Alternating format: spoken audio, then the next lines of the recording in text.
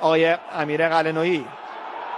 کار زیبای فرهاد مجیدی تماشاگران رو به وجد میاره، اما تا به اینجا تاثیر نداشته. آندره لوئیس سانت روی دروازه، فرصت توی دروازه میلاد میدابودی.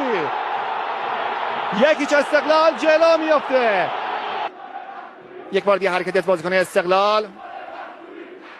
مجیدی پشت منطقه جریمه، مجیدی همه رو به هم ریخته، مجیدی توی دروازه.